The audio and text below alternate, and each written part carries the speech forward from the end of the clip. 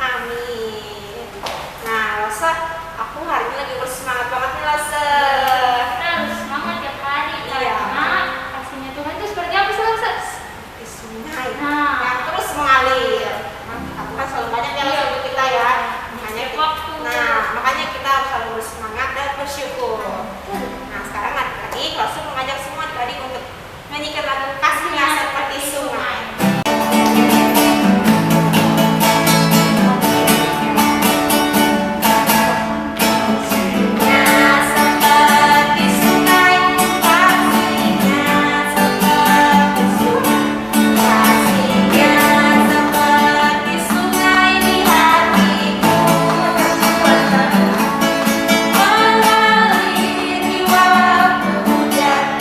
Mengalir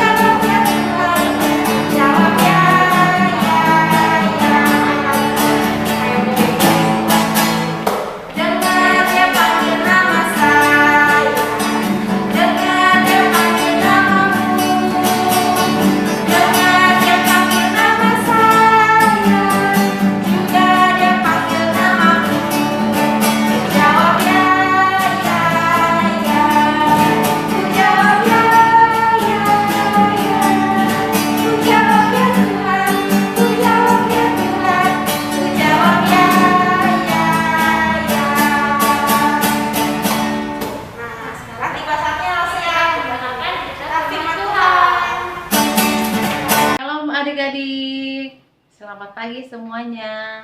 Nah, adik-adik, tadi kita sudah memuji nama Tuhan ya dengan penuh sukacita. Dan sebentar lagi kita akan mendengarkan cerita firman Tuhan. Semuanya sudah siap ya? Nah, pasti semuanya sudah siap. Adik-adik, sebelum kita mendengarkan cerita firman Tuhan, sebelumnya kita mau menenangkan hati dan pikiran kita, dan mari kita bersatu di dalam doa. Adik-adik, lipat tangan, tutup matanya ya. Mari kita berdoa. Tuhan Yesus yang baik, terima kasih Bapa untuk cinta kasih Tuhan kepada kami Bapa, sehingga pada pagi hari ini kami dapat mengikuti ibadah KOG, dan kami telah memuji-muji nama Tuhan. Biarlah kiranya puji-pujian kami juga Tuhan dapat menyenangkan hati Tuhan. Tuhan Yesus, sebentar lagi kami akan mendengarkan cerita firman Tuhan. Engkau tolong kami Tuhan, agar kami dapat mengerti apa yang disampaikan oleh lause kami. Tuhan Yesus, jadikan kami anak yang mau dengar-dengar dan tetap semangat untuk mendengarkan cerita firman Tuhan. Di dalam nama Tuhan Yesus kami berdoa dan mengucap syukur. Amin. Tadi sebelum lause lanjutkan cerita, sebelumnya lause mau bertanya dulu. Nah, adik-adik, kalau di sekolah pernah nggak sih ada yang ngajarin temennya? Adik-adik mungkin ada temen adik-adik yang lain ngejarin temen kalian, tapi kalian yang disalahkan, adik-adik yang disalahkan oleh guru kalian. Kira-kira kalian terima nggak? Kalian dimarahin, bahkan dihukum nih adik-adik. Mungkin seperti itu ya, karena merasa saya tidak bersalah, kenapa saya dihukum? Nah, itu membuat kita kesel ya. Nah, tapi adik-adik, kita mau belajar. Di dalam Alkitab ada yang namanya Paulus dan Silas. Mereka juga mendapatkan ketidakadilan. Mereka disalahkan, mereka dihukum, bahkan dimasukkan ke dalam penjara karena mereka seolah-olah mereka mengacaukan kota. Jadi kira-kira apa sih yang mereka lakukan sampai mereka dimasukkan ke dalam penjara? Adik-adik boleh ya baca Kisah Para Rasul 16 ayatnya yang ke-13 sampai 31, tapi beberapa ayat saja Lause akan bacakan ya. Adik-adik nanti di rumah boleh baca ulang lagi ya. Nah, Lause mulai di ayatnya yang ke-16.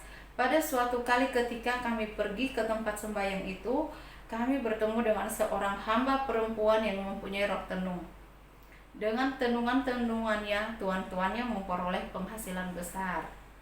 Ia mengikuti Paulus dan kami dari belakang sambil berseru katanya, orang-orang ini adalah hamba Allah yang maha tinggi. Mereka memberitakan kepadamu jalan kepada keselamatan. Hal ini dilakukannya beberapa hari lamanya, tetapi ketika Paulus tidak tahan lagi akan gangguan itu, ia berpaling dan berkata kepada roh itu, demi nama Yesus Kristus, aku menyuruh engkau keluar dari perempuan itu. Seketika itu juga keluarlah roh itu. Nah, adik-adik, karena Paulus menyuruh roh itu untuk keluar dari tubuh perempuan itu, maka para tuan-tuan perempuan yang tadi itu mereka marah. Mereka merasa Paulus mengacaukan kota mereka. Akhirnya Paulus dan Silas dibawa ke pemerintahan kota Roma. Mereka mengatakan bahwa kedatangan Paulus dan Silas merasa kota mereka jadi kacau. Mereka tidak punya penghasilan lagi. Nah, adik-adik, dari situlah mereka dimasukkan ke dalam penjara. Itu menurut adik-adik yang dilakukan oleh Paulus itu sebenarnya hal yang baik atau hal yang jahat sih? Nah, itu hal yang baik ya adik-adik ya. Tapi mereka dimasukkan ke dalam penjara. Kira-kira Paulus dan Silas ketika mereka mendapatkan perlakuan yang tidak adil, mereka dihukum, dimasukkan ke dalam penjara, apakah mereka juga marah? Apakah mereka juga merasa atau menyalahkan Tuhan? Seperti apa adik-adik? Nah, adik-adik, walaupun mereka dimasukkan ke dalam penjara, mereka, Paulus dan Silas, mereka tidak marah loh adik-adik. Bahkan mereka di dalam penjara, mereka memuji nama Tuhan. Mereka tak henti-hentinya terus memuji nama Tuhan, bersyukur kepada Tuhan. Nah, adik-adik nggak gampang ya ketika kita disalahkan, dihukum, tapi kita tetap memuji nama Tuhan. Nah, dari sinilah adik-adik kita mau belajar ya, apapun keadaan kita, apapun masalah kita, ketika kita disalahkan, kita jangan berhenti memuji nama Tuhan ya adik-adik ya. Dari Paulus dan Silas, mereka tetap memuji nama Tuhan. Nah, tahu nggak apa yang terjadi selanjutnya adik-adik? Nah, adik-adik, di dalam hati mereka tetap memuji nama Tuhan. Tuhan itu tidak tidur, Tuhan itu adil adik-adik. Apa yang dilakukan Tuhan kepada mereka? Kita baca ayatnya yang ke-25 ya.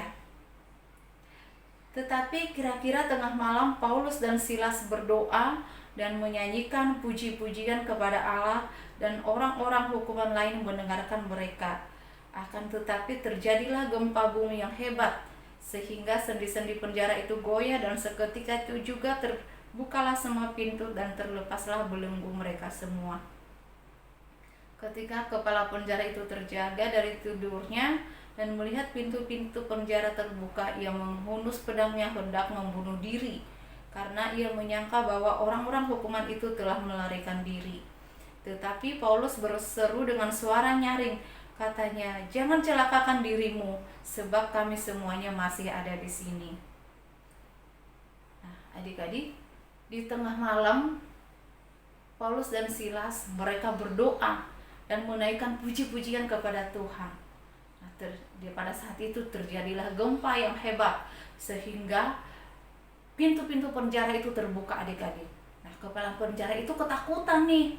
Wah, saya bakalan dibunuh nih kalau itu tahanannya kabur. Tetapi ketika dia mau ambil pedang, menghunus pedangnya, dia mau bunuh diri nih adik-adik. Tetapi Paulus berteriak di dalam ayat 28 ya. Tetapi Paulus berseru dengan suara nyaring, katanya, "Jangan celakakan dirimu, sebab kami semuanya masih ada di sini." Nah, begitu adik-adik. Dibaptis, dia mau menyerahkan diri, dia mau percaya kepada Tuhan berserta dengan seluruh keluarganya. Nah, itu hal yang baik kan adik-adik. Padahal awalnya Paulus dan Silas tidak mendapatkan keadilan, tetapi di balik itu semua, di dalam penjara nih, Tuhan membukakan jalan. Bahkan mereka semuanya malah jadi percaya kepada Tuhan adik-adik lewat Paulus dan Silas. Nah, jadi begitu ya adik-adik ya.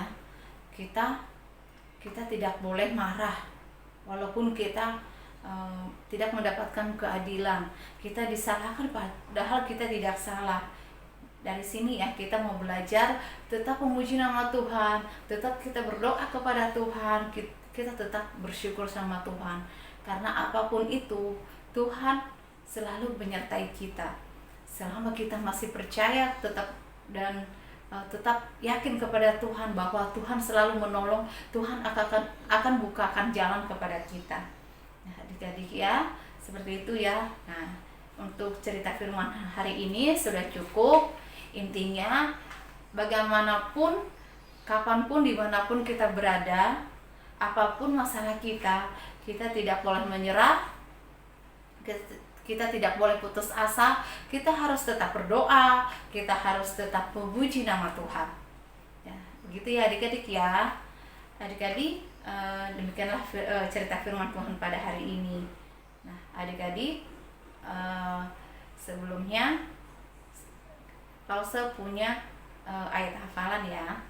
Setelah dihafal, divideokan dan dikirim ke Lause-Lause ya, atau ke grup info GKBJ. Adik-adik, Lause punya ayat hafalan dari Mazmur 103 ayat 2. Mazmur 103 ayat 2. Pujilah Tuhan hai jiwaku, dan janganlah lupakan segala kebaikannya. Sekali lagi ya, Mazmur 103 ayat 2. Pujilah Tuhan hai jiwaku, dan janganlah lupakan segala kebaikannya. Nah, adik-adik, ini ayat hafalannya sedikit ya, singkat ya. Adik-adik boleh nanti divideokan ya, dikirim ke Lause-Lausenya. Oke, terima kasih adik-adik, dan sebelum kita mengakhirinya, mari kita bersatu di dalam doa. Tuhan Yesus yang baik, terima kasih Tuhan, kami bersyukur Tuhan pada pagi hari ini Tuhan, kami boleh mendengarkan cerita firman Tuhan. Tuhan Yesus ajarkan kami Tuhan untuk selalu memuji nama Tuhan dalam keadaan apapun.